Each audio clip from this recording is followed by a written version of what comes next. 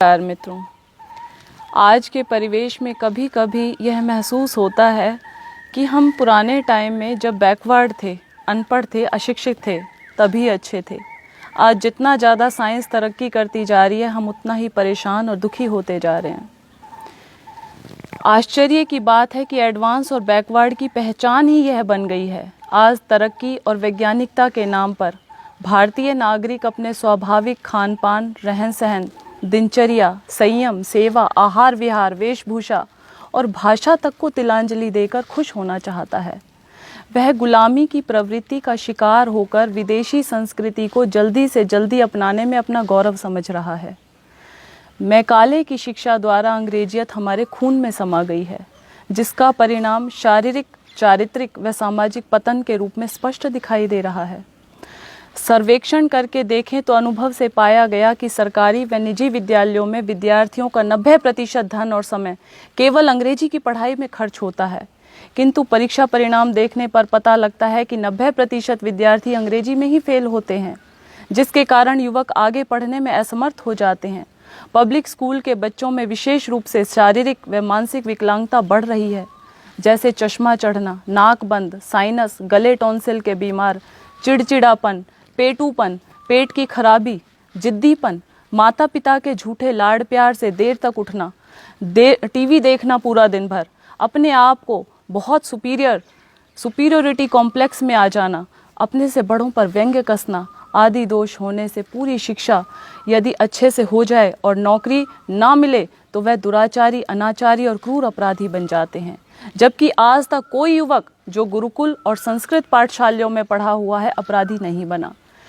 ऐसे तरक्की वाले मॉडल जो आज एडवांस और फॉरवर्ड के नाम से बोला जाता है, माफ़ कीजिएगा, मैंने ये डेफिनेशन दी है एडवांस और फॉरवर्ड की जो आज के टाइम में सत्य है।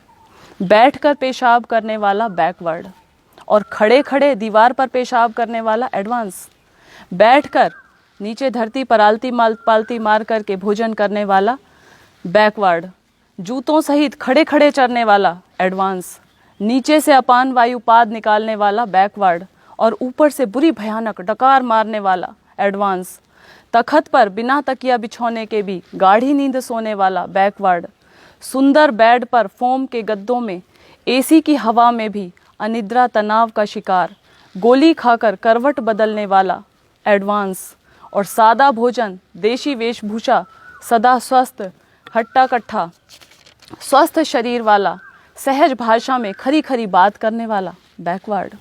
सिंथेटिक और प्लास्टिक जैसे वस्त्रों में लिपटा हुआ, बहुत तंग या बहुत ढीले, अर्धनग्न दिखने वाली पोशाक पहनकर हर समय जूते जुराबों में घोड़े की तरह कसा हुआ दुष्चरित्र तथाकथित युवक और युवती।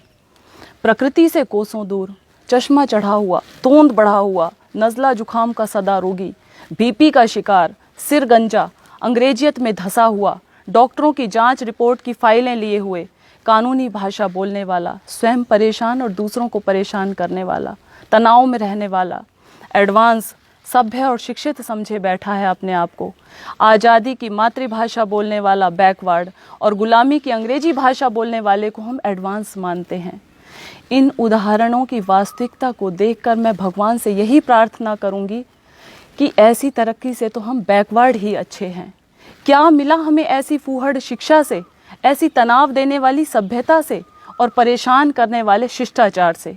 किंतु एक तथ्य यह भी है कि आवश्यकता ही आविष्कार की जननी है। जब मनुष्य की संख्या अधिक होने पर ज़्यादा सुविधा का इच्छुक बनकर अपनी इच्छाओं का दास हो अनुचित मार्ग से संग्रह का रास्ता अपनाया, अति संग्रह के परिणाम स्वरूप सामाजिक संतुलन और अभाव बढ़ गया। फिर एक दूसरे की आपस में प्रतिस्पर्धा और ईर्ष्या द्वेष बढ़ गए। बस यह चक्र आज का व्यक्ति पूरे समाज, राष्ट्र और अंतर्राष्ट्रीय स्तर पर फैल गया, जो विकराल रूप धारण कर रहा है। एक व्यक्ति दूसरे का शोषक बन रहा है, आदमी को आदमी खा रहा है। एक राष्ट्र दूसरे राष्ट्र को समाप्त कर सारी सुविधा संपत्ति अपने पास समेट लेना चाहता है। और यह तथ्यपूर्ण सत्य है, भस्मासुर की भांति हिंसा और संग्रह की प्रवृत्ति स्वयं शोषक और हिंसक को ही खा जाती है। आज के मानव का यह नारा ही मुझे चालाकी और धृष्टतापूर्ण लगता है, जो हर जगह लिखा होता है, लिव एंड लेट लिव, अर्थात जियो और जीने दो, इसके भेदपूर्ण अर्थ हैं। सीधे शब्दों में पहले अपने पास जीने खाने के साधन खूब इकट्ठा करो और मनमाना खाओ पियो,